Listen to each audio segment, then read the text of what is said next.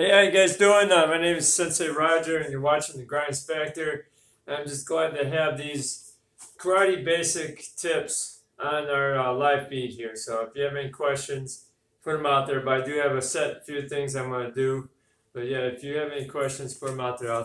If I can catch on it, it's hard to actually see and read comments when I'm doing stuff, but I'm going to try to catch everybody. But first off, I want to do is a disclaimer. It's sad that we have to do the disclaimer on any kind of like martial arts, because the thing is, when you play football, then you don't have to do a disclaimer. You just know for a fact that you could get injured. When Ford sells a car, they don't have to do a disclaimer. Hey, you may get in a car accident and kill yourself. Well, no, that's probably not going to happen either. I mean, you know that it could happen, but like with the martial arts, you know you can get hurt. Like I said before, disclaimer, martial arts, you can get hurt, duh. But anyhow, what I really want to get at too is just talking about you could possibly hurt yourself doing this stuff. Most injuries happen for a fact of someone's not paying attention or they have lack of control. That is where most injuries happen in this. Now, one of the things too, I want to just go off from there. So that was the disclaimer, but here it is. With punching, I hurt my elbows because I hyperextended them. Kicking, I hurt my hips because I wasn't kicking right. Blocking, I wasn't doing a block right and I got punched or kicked, and it hurts when you get hit. So there's the thing is about not paying attention to how you do it. And that's why I want to go on this. So the first thing I'm going to do is the punching.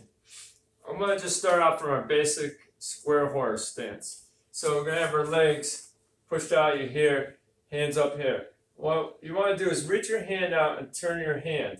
See, I was doing this a lot of times for a long time, it's popping the elbow. You guys may even see some of my old videos from my other channel, Showdown 1197, where I'm popping that elbow and not paying attention to it. And yeah, it does hurt after a while. You get tendonitis, you can build up in there by throwing that punch. Here's an easy way to think about your punching. All right, you don't have to be in a horse, you can just stand there even. Just reach out and point. When we point, we don't go like this with our elbow popped up. Here's another problem. A lot of people punch here. I was told by many people the first two knuckles. I have a problem with that. That's not lined up right for my wrist.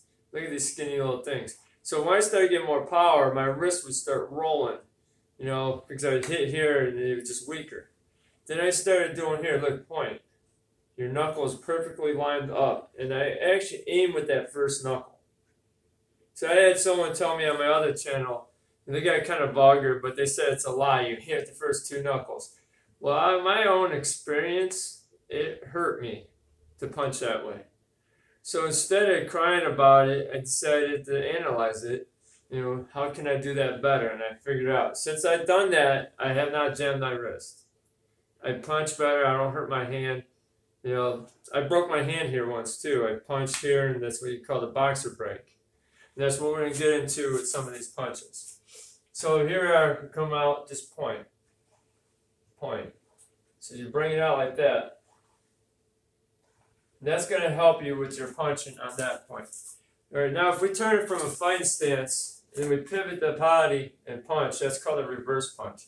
Here's a problem a lot of people are doing, is turning at the same time, punching, but you got a guy charging you, and then it pushes you back, you're off balance. You don't have as much power to that, but if you turn and then deliver, just like we were in a horse stance. This is the purpose of a horse stance, so that you can learn how to throw the punch without popping the elbow. You don't want to pop that elbow. Just reach out and point, remember that. And when you just reach out and point, you tighten your hand right here at that moment that you're pointing. That's where you're going to tighten that hand. And that's where you're going to get that. Then you bring it back. And you will have less stress on that elbow, but you'll have a better alignment to your punching. All right, now square punch, same thing. Point this way. You got your square punch. You go, point down low. You go to the lower body. You hear? You hear? And if you do punch this way, yeah, you can hurt the wrist or the hand if you punch too flat. And you don't want to punch with the fingers. You want to be on that knuckle. In the Kung Fu, you see this line. I know it said basics for karate, but it could go for kung fu, kempo, karate, any of the forms, because we share alike. A lot of these strikes and share from one system to another. So I don't understand why the bickering is saying this system's better than that system. Just do the moves and learn how to do them where you don't hurt yourself and enjoy what you're doing, and that's what you're gonna get at. All right, so you got that square punch, same thing. Point. Now the hook. You're throwing a hook in here. I've seen guys come around from downtown go like this, or they punch with their hands sideways like this, and then break their hand. There's two ways I throw my hook. One is with the hand this way, one is the hand this way. Let me tell you why.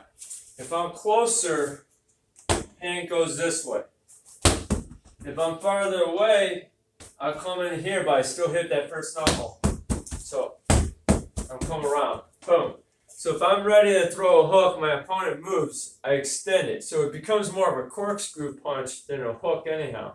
So if I'm here, I just kind of turn in, and it's almost like a square punch to me when I'm throwing it. That's how I throw my hook. So if someone wants to debate that, that's okay. They can show me how to do, the way they do it properly. But this is out of my own experience, is what I'm sharing you guys with. And I've had some problems with the way I do things at times, and that's why I adapt and adjust. So I get better with it, so I be more effective for one, but two, I don't hurt myself.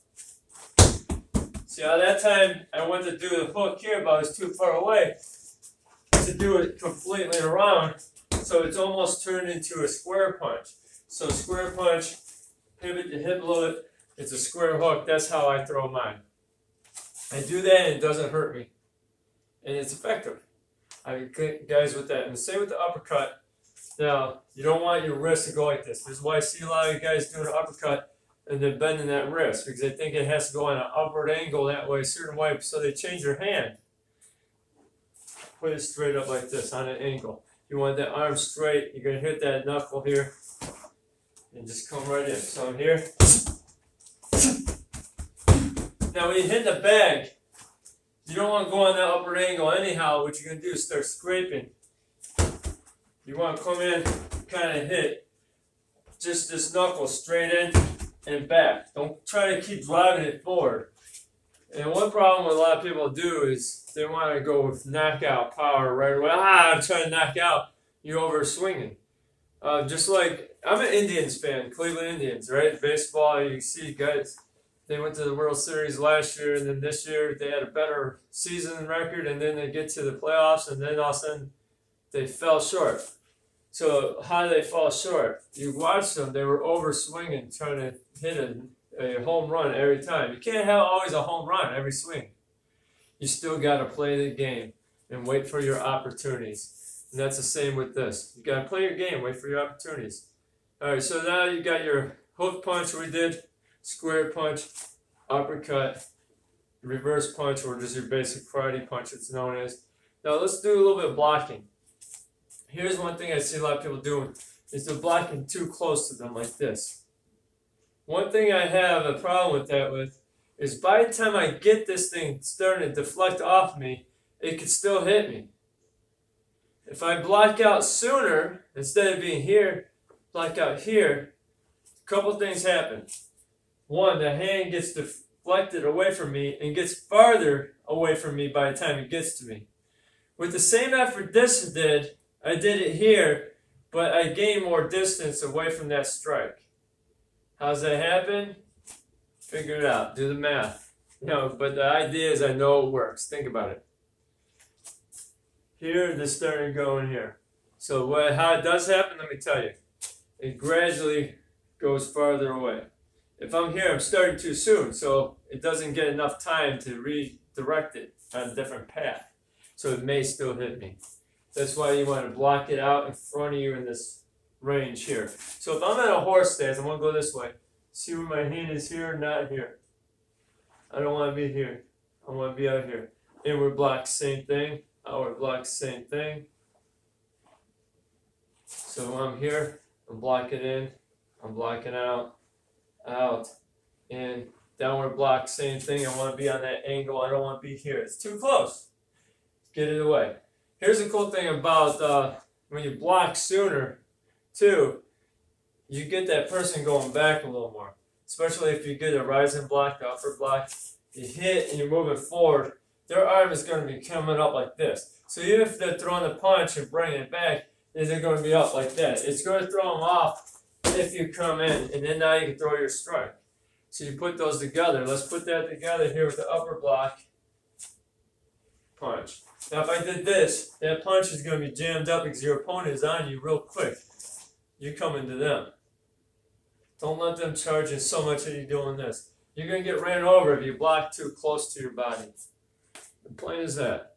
And here's another thing. A lot of people see us do the basics. I'm coming in here. I'm coming in here. You see these basic full movements. And then they're like, say, oh, that'll never work. You can't use that in a real fight. Well, guess what? We train full movement so we can have partial movement. I don't know if that makes any sense to you, but it does make a lot of sense to me because over the years I've been doing this, I got a full range of movement. So now if I got here to here, I can also go here to here. My hand's here, I can go here. My hand is here, right? I can't do certain blocks sometimes for the position where they're at. So you got to be positional what you're doing. Same with your striking, positional blocking. If I throw a block here, I could throw a chop or a back fist from that hand. If I'm here to here, it flows from there. Now here, I'm here. But if my hand is down here, it's slow for me to even punch. I gotta be ready. Or if my hand is up here, I go like this, it's gonna make it harder for me to get a good reverse punch. Mid-range, I got it. If my hand is down here, I can come with a rich hand, rolling back fist, a tiger palm. I can do a lot of that stuff if my hand is down at the floor. I come up there. If I strike here, my other hand is here, I go here. Alright, so how does that have to do with blocking? It does. Because now look, if I block up here, punch, my hand is here right in the face. Body face. Here. So now if I block out this way, I can come with the tiger claw, boom, hammer fist, take the back of the knuckle to the face. There's a lot of things you can do. Chopping. If I'm here, chopping. See how here to here, here to here, here, I'm not going to come around like that, am I? If I'm here to here. That's the thing is, what can you follow up with your blocking? If I'm throwing a downward block, I can throw that reverse punch. If I throw a downward block, I can pick up and throw a kick. All depending on how my footwork is and how hard or how heavy flat-footed I am. If I'm so flat-footed at this point, I got too much weight distributed to the ground that I can't move that foot fast enough, it's not going to work. So this stuff could work and then it could not work. It depends on what you do with it. All right, we're going to move into kicking. All right, kicking here, we got, I'm going to do a front kick first. When we're kicking, obviously you got to get that knee up, right? Get the toes pointing up and pointing. So if you want to hit the body area, kick it up here. You want to hit the head a little bit, you got to get that knee up so you can hit the head, chest, stomach, groin, knee, wherever you're aiming at. I don't know why you would kick the chest, but some people do that just to move someone back. My main targets are going to be more vital areas. For point fighting and just sparring, I like to kick to the head. You know, I'll come up here and hit the head. But for actual fighting, I would never want to kick the head. I don't even want to fight, to tell you the truth, for real. A lot of people will want to try to, doing the martial arts, try to be so tough. You're so tough. Don't be so tough. Just have fun with it. Have fun with it. Why do we have to sit there and fight each other? And that's where injuries really happens. When you get that bullheaded mentality where I got to prove myself. Don't prove yourself. Just do it. Have fun with it. Don't go trying to hurt nobody. Because when you try to hurt other people, you get hurt yourself too. So that's how a lot of injuries happen. Alright, so here we go. We're going to do the front kick. Leg up, point the ball at foot. You're going to snap it or push it. So there's a front snap kick or front thrust kick. See, I thrust it, it's going to be more push, and then actually, if I wanted to knock this into the wall, I would have thrust it harder. I'm just trying to show it. So, but from here, snap kick, snap it fast. So the idea is lift it up, go, come back. What am I doing on the other leg? Am I have my legs straight? No, I have a slight bend in the knees. That's one of the mistakes people do when they kick. They stand straight on that leg or they have no footing. You gotta exercise yourself. If you're gonna be kicking, you gotta be able to get those muscles used to kicking. Okay, so you gotta do different exercises. Do your kick slow. Do your balancing out here. You can do different things. Go with the other leg up, out, come back. Alright, now with the side kick, here's the problem. A lot of people think they have to kick from here. So my leg comes up, they're like this. That's not a side kick. That's not set up for a side kick. It's not even close. Not even near it. Side kick. You need to have the leg here, and this other foot that you're standing on, you gotta have the heel facing towards your opponent. For a couple facts. One, you have more power. But two, if you're kicking, you twist your ankle, you fall down. Or someone charges in. It happened to me once. I was in a tournament. I kicked the guy quick, and then I got pushed over. I landed down. I ended up reaching out instead of doing a break fall. For some reason, instinctively, I put my hand down and ended up spraining my wrist. So that happens. I see someone's on here. If you have any questions or anything you want me to cover, just ask me, and then I'll do my best to answer the question and help you out on that. But yeah, the side kick, when you hear that leg comes out, bang. One thing I like to do, if I'm fighting more this way instead of sideways, I don't like to fight sideways. That's good for point fighting. But when you do continuous fighting, what happens is you get ran over. You know, this doesn't work, the guy's on you, now you're fumbling to get your footwork back. Well, I'm here, I have a lot more range where I can cross-stepping and things like that. So what I'm going to do here at this point, as I lift this foot, I pivot that other foot and turn, and then I get myself locked into place, and then I deliver my side kick. Okay, a hook kick could come out the same way, but then you extend and go around. Because what if I lift this up the side kick, and the guy goes like this and blocks it? Now I could come up, hook kick him in the back of the head or the kidney, or in the back, depends on what you're doing. And here, and then you got your hook kick. So it's the same thing with the hook. Go up, straighten out, hook around. So now I got also the wheel kick is what I want to go over. Here's a little story I had from great Grandmaster Al Tracy, which unfortunately just passed away. He was one of my mentors. He's him and his brothers started Tracy's Karate, which I own one. And he was one of my mentors. Well, one of the first times I met him, I was at his seminar. And he had us just doing wheel kicks, or a roundhouse, if you may know it as that, on the bags. Just like this, kind of one of these bags. But he had us doing that, lined up. I was the smallest guy in there, the skinniest guy, and probably definitely the weakest guy in there. So we're all kicking the bag. He has to just come up and kick the bag. These guys are hitting this bag as hard as they can. They're trying so hard hitting the bag. I come up, I just do my kick. And then when we get it back to me, you know, here's Great Grandmaster who says, stop for a moment, kick that bag again. I was like, okay. He said, kick it again. And he said, stop. He's like, right there, that's how you kick. That was perfect timing. I didn't think about it much, I wasn't trying to show off, but here's the reason why. For me throwing my roundhouse kicks, a lot of you may be doing this. You're coming around so far, and you're whipping it at the hip. That's where I was having a problem. I did that for too long, just like with the punching, I hurt my elbows. With this, I hurt my hip. It got to the point where I couldn't even lift and side kick without falling down sometimes because I had a shooting pain in that hip, and I just fall down. So I was like, I better do something. I've got to do something. I'm one known to do it wrong for a while until it hurts. I think I'm doing something too. That's the funny thing about it. I was like, man, I thought I was getting really good at something until it started hurting me. I'm like, okay, I was getting away with it. But here it is. You start swinging from the side. That's not good. It sounds big. It sounds big too when you do it that way.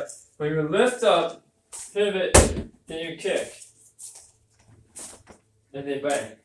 So let's go over that. So if you don't want to lift directly at your target. So if I'm at the bag, I lift like here. You don't even see my leg. But you see I'm lifting here, then I come across, deliver that strike. So don't lift it here. You're already like this. Lift it, turn it. So a lot of people lift it and swing it. They don't turn it. You gotta pivot that foot.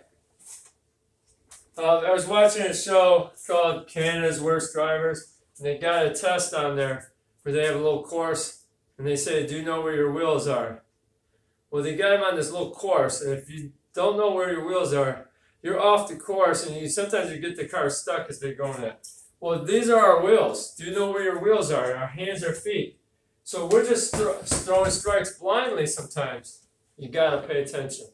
So if I want to throw that wheel kick, I'm here. Now, here's a problem with pointing right at your opponent.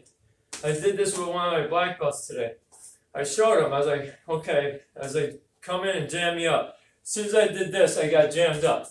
I was like, do it again. I came out to the side a little bit. Here, I was able to hit him. I was going for the leg even. I wasn't even going to the body. I was doing a leg kick. So instead of being here, I got jammed. Up here, I was able to kick him in the back of the leg more. So it changed my angle what my kick was first intentionally wanted to be at, but then I was able to change it and catch it. So you gotta know where your wheels are. Know where your limbs are. Here we go. Here, turn, bang. That's how you get that wheel kick nicer without hurting. And then the back kick, all right, we're gonna come from here. Here's one thing you do too is turn, bang. So I'm here. Same with like, remember I had to do this for the side where I popped out. There's that kick. I crossed up out of there. Well, here with the back kick too. I come in here. This is what I like to do is not lift my leg up for the back kick. What I'll do is come in, I'll move my body, and here's what happens. Guys usually go for my head. A lot of times when I do that, I'll drop like this. So knowing that they can't really reach me when I take a step and then I lean, they can't reach me that well. So I'm here, leaving their body open, and I throw that back kick with the heel. When I kick, I'm here and then back. See, if you try to do this with the ball of foot, that doesn't work well. It hurts your foot. See, I was doing that the first time like this. I'm not even looking. I'm watching the camera as I'm doing that. I can see myself in the phone. But yeah, when I'm here, know where your strikes are. So that's basically some of my tips on there. And I don't want to leave you without putting like a nice little quote in there. This quote is, excellence is the gradual result of always striving to do better. And that was by Pat Riley. I like that quote a lot because that's pretty much been my career in the martial arts, is striving to do better. When something hurts or didn't work, how can I make it better? So think about that. How can you make any situation better? Not even just this. Whatever you do, what can you do to make it better? So that's all I got for you guys. And if you haven't subscribed yet, what are you waiting for? Come on, subscribe. And also hit that like button and share these videos. So if you haven't got on this the whole time and you want to leave a comment, you can leave it down later. So leave a comment. I'd like to get back with you. God bless you.